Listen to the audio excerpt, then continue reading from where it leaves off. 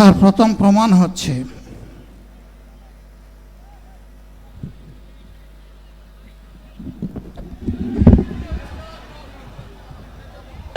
আল্লাহ রাব্বুল আলামিনের রশের মেহমানিতে এই গরমের সদরে মাহফিল মুহতারাম আমিরে জামাত চিরাই সুস্থ হয়ে যাবেন ইনশাআল্লাহ।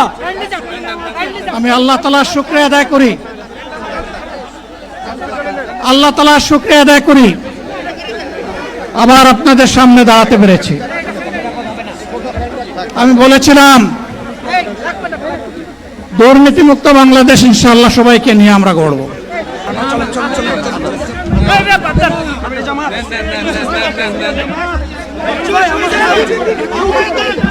আলহামদুলিল্লাহ আলহামদুলিল্লাহ। আরে আল্লাহ যত সময় হায়াত দিয়েছেন তত সময় মানুষের জন্য লড়াই করব ইনশাআল্লাহ।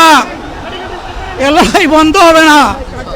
বাংলার মানুষের মুক্তি অর্জন হওয়া পর্যন্ত আমাদের লড়াই অব্যাহত থাকবে।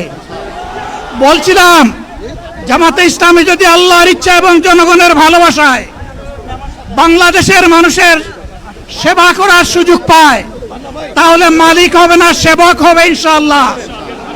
আজ আমি ঘোষণা দিচ্ছি লক্ষ জনতাকে সাথে নিয়ে বাংলাদেশ জামাতে ইসলামী থেকে যারা আগামীতে সংসদ সদস্য হিসাবে নির্বাচিত হবেন, আরে আপনারা কথা বন্ধ করেন, আপনারা কথা বন্ধ করেন, সবাই বসে পড়েন, সবাই বসেন বসেন, কেউ দাঁড়াবেন না, সবাই বসেন।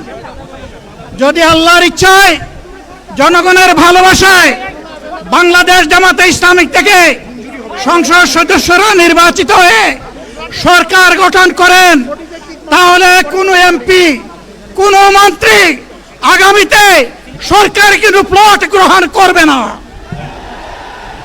কোনো এমপি এবং কোনো মন্ত্রী ট্যাক্সবিহীন কোনো গাড়ি চড়বে না। কোনো এমপি এবং কোনো মন্ত্রী তার নিজের হাতে কোনো টাকা চালাচালি করবে না। কোনো এমপি এবং কোনো মন্ত্রী যদি তার নির্দিষ্ট কোনো কাজের জন্য বরাদ্দ পেয়ে থাকেন, কাজ শেষ হওয়ার সাথে সাথে বাংলাদেশের 18 কোটি মানুষের কাছে তারা তার প্রতিবেদন তুলে ধরতে বাধ্য হবে। সম্মানিত বন্ধুগণ, চাঁদা আমরা নিব না, দুর্নীতি আমরা করব না, চাঁদা আমরা নিতে দেব না, দুর্নীতি আমরা সহ্য করব না। এই বাংলাদেশটাই আমরা দেখতে চাই। যুবকদেরকে আমরা স্পষ্ট ভাষায় বলতে চাই, বন্ধুগণ তোমাদের সাথে আমরা আছি। আমি আজকে জামাতের আমির হিসাবে এখানে কথা বলতে আসিনি। আমি এসেছি বাংলাদেশের 18 কোটি মানুষের একজন হয়ে কথা বলতে। আমি শিশুদের বন্ধু, আমি যুবকদের ভাই, আমি বয়স্কদের সহযোদ্ধা, আমার বোনদের আমি ভাই। সুতরাং তাদের মুক্তির জন্যই আমি দায়িত্ব নিয়ে আজকে এখানে দাঁড়িয়েছিলাম। আল্লাহর ইচ্ছা শরীর আমাকে সাময়িকভাবে সহযোগিতা করে নাই, এটাও আল্লাহর ইচ্ছা যে এখন আল্লাহ আমাকে কথা বলার সুযোগ দিচ্ছেন। আমি বলতে চাই বাংলাদেশের নির্দিষ্ট কোন শ্রেণীর মুক্তির জন্য আমাদের এই লড়াই নয়। রাস্তার একজন পরিচ্ছন্নতা কর্মী, চা বাগানের একজন শ্রমিক, রক্ত পানি করে ঘাম জড়ানো আমার একজন রিক্সা চালক ভাই মাঠে ময়দানে বাংলাদেশের মানুষের মুখে যারা এক মুঠো ভাত তুলে দিতে চায়, আমার সেই কৃষক বন্ধুটি, আমি তাদের হয়ে আজকে এখানে কথা বলতে এসেছি। আমি কোনো অভিজাত শ্রেণীর হয়ে এখানে কথা বলতে আসিনি। আল্লাহ তাআলার অশেষ মেহেরবানি, আজীবন সকল রক্ত চক্ষুকে উপেক্ষা করেছি, জেল জুলুমের পরোয়া করি নাই। আমার আফসোস 24 সালে জাতিকে মুক্তি দিতে গিয়ে যারা জীবন দিয়ে শহীদ হলো, আমি তাদের একজন হতে পারলাম না। আপনাদের কাছে দোয়া চাই, ইনসাফের ভিত্তিতে একটি দেশ গড়ে তোলার জন্য আগামীতে যে লড়াই হবে, আমার আল্লাহ যেন সেই লড়াইয়ে আমাকে একজন শহীদ হিসাবে কবুল করেন। সম্মানিত বন্ধুগণ, আমাদের প্রিয় শহীদ নেতৃবৃন্দ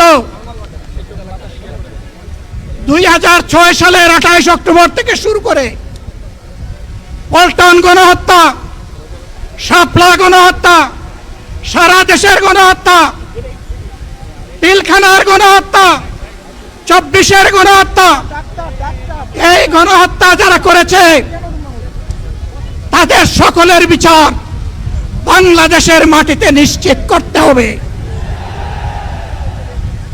এদের বিচারের দৃশ্যমান প্রক্রিয়া শুরু না করা পর্যন্ত পুরানা ব্যবস্থাপত্রে বাংলাদেশ আর চলবে না। এতগুলো মানুষ এমনি এমনি জীবন দেয় নাই, জীবন দিয়েছে জাতির মুক্তির জন্যে। যদি বস্তাপোতা পুরানা সবকিছুই টিকে থাকবে তাহলে কেন তারা জীবন দিয়েছিল? যারা ওই বস্তাপচা ব্যবস্থাপনায় বাংলাদেশকে আবার গড়তে চান তাদেরকে আমরা বলি, জুলাই যুদ্ধ করে যারা জীবন দিয়েছে আগে তাদের জীবনটা ফেরত এনে দেন। যদি শক্তি থাকে ফেরত এনে দেন। আপনারা পারবেন না, যেহেতু পারবেন না, কাজেই নতুন ব্যবস্থায় নতুন বাংলাদেশ গড়ে তোলা হবে ইনশাআল্লাহ। শিশু, কিশোর, যুবক, মা, বোন, শ্রমিক, ছাত্র, জনতা, ব্যবসায়ী সবাইকে যেই দেশ, যেই সংবিধান, যেই রাষ্ট্র নিরাপত্তা দিতে পারবে সেই নতুন বাংলাদেশ আমরা গড়ে তুলতে চাই। ভাইয়েরা, আমাকে সবাই চাপ দিচ্ছে, কেউ বলে ভাই শেষ করেন, কেউ বলে চাচা শেষ করেন। আমি তাদেরকে নিশ্চয়তা দিয়ে বলছি, আমার মত আমার আল্লাহ নির্ধারিত সময় থেকে 1 সেকেন্ড আগে হবে না, এবং হায়াত যা দিয়েছেন তার 1 সেকেন্ড আগেও আমি যাব না। অতএব মহান আল্লাহর কাছে আবারও তৌফিক চাই।